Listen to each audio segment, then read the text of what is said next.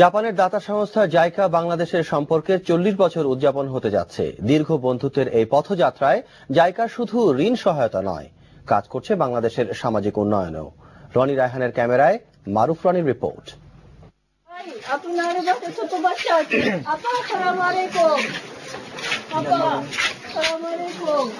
চট্টগ্রামের হাটহাজারী গ্রামে জাইকার স্বেচ্ছাসেবকরা এভাবেই খোঁজ খবর নিচ্ছেন শিশুকে পোলিও টিকা খাওয়ানো হয়েছে কিনা। আবার সাধারণ মানুষের কাছে তুলে ধরছেন পোলিও টিকার গুরুত্ব। এখানেই শেষ নয়, স্বাস্থ্যকর্মীর সহযোগিতায়ও এগিয়ে আসছে এই স্বেচ্ছাসেবক দল। সরকারের স্বাস্থ্যসেবা পর্যবেক্ষণের পাশাপাশি প্রাইমারি স্কুলে গিয়ে শিশুদেরকে স্বাস্থ্য সচেতন করার কাজেও নিয়োজিত আছেন জাইকার স্বেচ্ছাসেবকরা।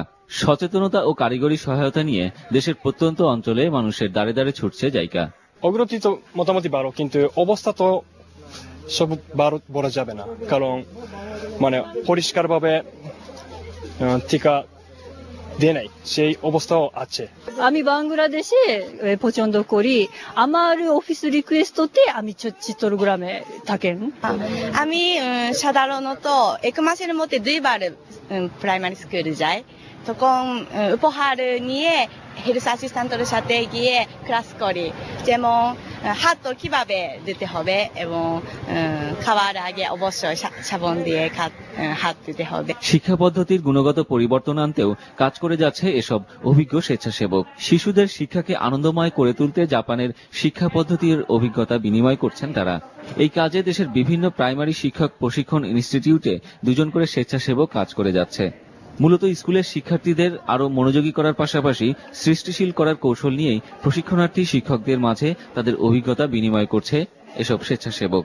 বাংলাদেশের ক্লাসের মধ্যে কি কি ম্যাচ করবে কিনা এরকম চিন্তা করে এরকম উপকরণটা বানায় ক্লাসের মধ্যে শুরু করলে এরকম যে অবশ্যই আমি একা একা দিয়ে করতে পারছি না, ওনাদের সাথে থাকলে আমিও একটু উন্নত হয়ে গেছে। জাইকার যে ভলান্টিয়াররা যে আসে, এটা আসলে উন্নত বিশ্ব আপনার উন্নয়নশীল দেশে টেকনিক্যাল কোঅপারেশন কিভাবে দিতে পারে সেটার যে আলোচনা হয়েছিল আর কি, সেটার ভিত্তিতে বাংলাদেশ এবং জাপান সরকারের মধ্যে চুক্তির মাধ্যমে তারা আসে।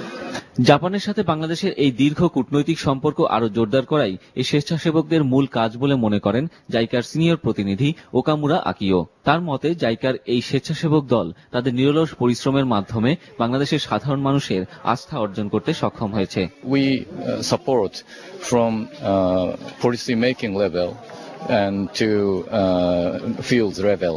So policy making support cannot be successful without information in the ground. So their activities are quite important for strengthening Japanese-Bangladesh tie. সরকারের উন্নয়ন নীতি গ্রহণে সহযোগিতার পাশাপাশি তা বাস্তবায়নেও কাজ করছে বলে জানান আকিও। আর এজন্য শুধু আর্থিক সহযোগিতা নয়, নীতি বাস্তবায়ন প্রক্রিয়াতেও সহযোগিতার হাত বাড়িয়ে দিয়েছে দাতা সংস্থা জাইকা। মারুফ রনি, এনটিভি নিউজ, চট্টগ্রাম। আওয়ামী লীগ এদেশে প্রথম গণতন্ত্রকে